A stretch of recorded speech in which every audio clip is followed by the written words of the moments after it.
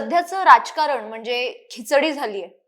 राजकारणात विचारधारा, तत्व, निष्ठा या शब्दांना खूप महत्व असलं पाहिजे खरं तर। पण सध्याची जर राजकीय परिस्थिती पाहिली तर हे शब्द कालबाह्य ठरतायत की काय असं वाटायला लागलंय। सत्तेच्या दरवाजात उभं असणं म्हणजे निष्ठा नाही, तर संकटातही साथ न सोडणं हा निष्ठेचा खरा अर्थ आहे। पण राजकारणात हा अर्थ वेळेनुसार बदलतो। राजकीय पक्षातील फूट हा भारतीय राजकारणाला नवीन विषय नाहीये। देशाच्या राजकारणातील महत्त्वाचा पक्ष असलेल्या काँग्रेसमध्ये सुद्धा एकेकाळी फूट पडली होती। पक्षाच्या फाटाफुटीचा इतिहास हा फार मोठा आहे। अनेक राज्यात प्रादेशिक पक्ष फुटले, काही पक्ष हे काळाच्या ओघात संपले सुद्धा। आत्यंतिक सत्तेचा हव्यास, वैचारिक मतभेद आणि सत्तेच्या लाभापासून वंचित राहण्याची भीती ही तीन पक्षफुटीची मुख्य कारण आहेत। हल्ली सत्ता मिळवण्यासाठी, खुर्ची वाचवण्यासाठी आणि विरोधकांना मात देण्यासाठी नेते अगदी सहज पक्ष बदलतात। म्हणजे या दलबदलूंची संख्या सध्या प्रचंड वाढलीये। ज्या विचारांवर कधी आपण टीका केली होती किंवा ज्या व्यक्तीवर आपण टीका केली होती त्या विचारसरणीत ते दुसऱ्या दिवशी सामील झालेले आपण पाहतो।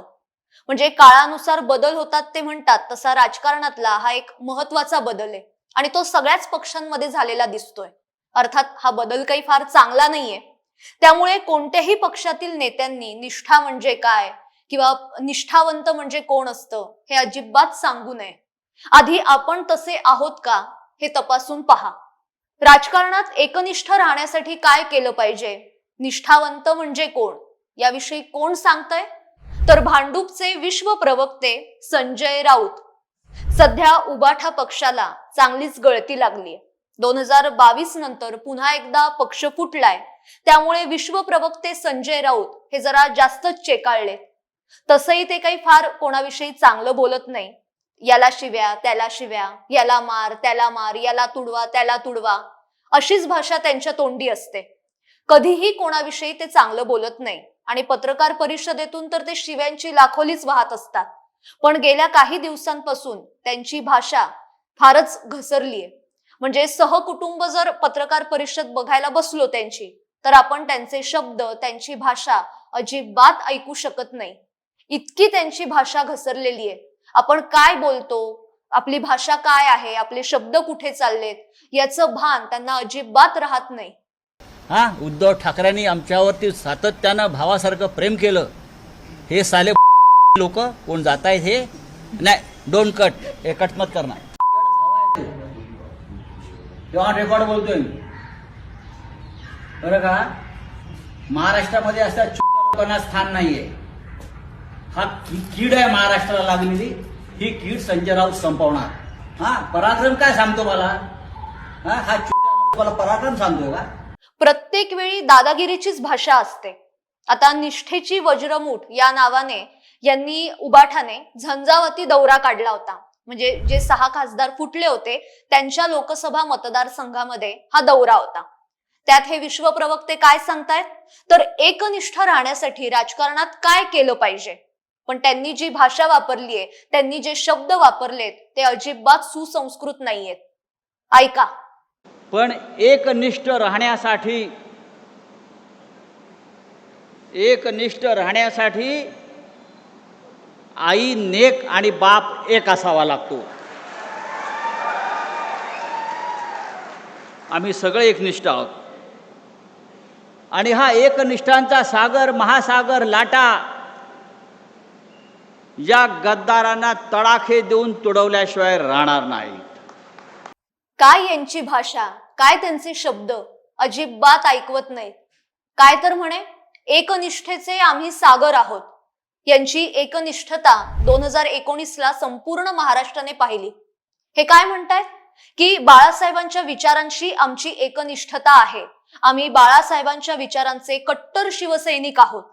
अहो, बाळासाहेबांच्या विचारांशी तुम्ही एकनिष्ठ असतात तर 2019 ला भाजप शिवसेना युती तोडून काँग्रेस सोबत हातमिळवणी करून महाविकास आघाडी तुम्ही स्थापन केली नसती।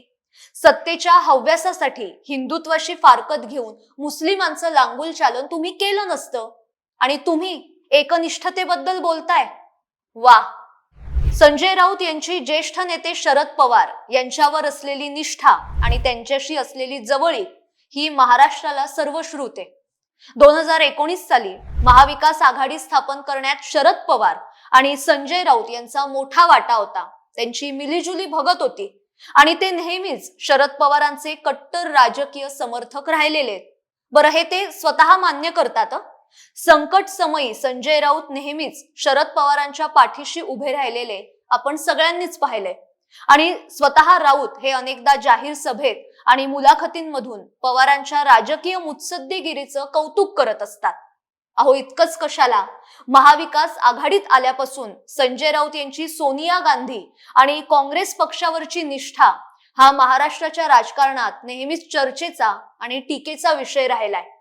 संजय राऊत यांनी अनेकदा सामनातल्या अग्रलेखांमधून सोनिया गांधी, राहुल गांधी आणि काँग्रेस पक्षाच्या भूमिकेचं समर्थन केलंय. एक व्हिडिओ दाखवते, पहा जरा.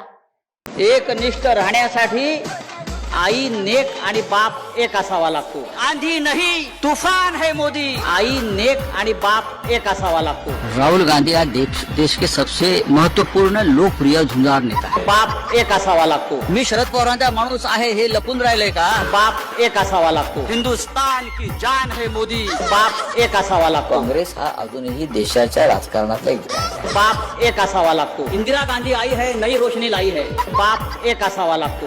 मी बाळासाहेब ठाकरेंचा शिवसैनिक आहे. बाप एक असावा लागतो. आणि मी पवार साहेबांचाही चेला आहे.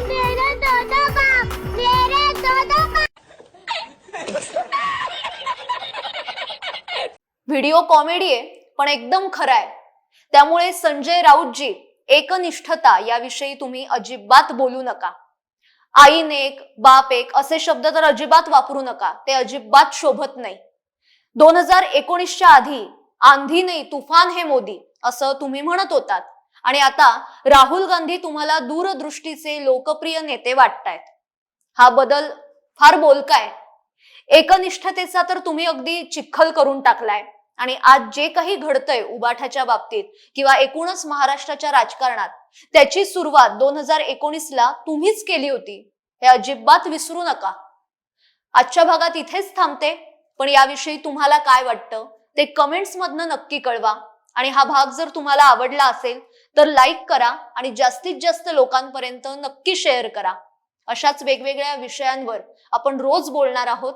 त्यासाठी साप्ताहिक विवेकच्या YouTube चॅनलला आजच सबस्क्राईब करा. धन्यवाद.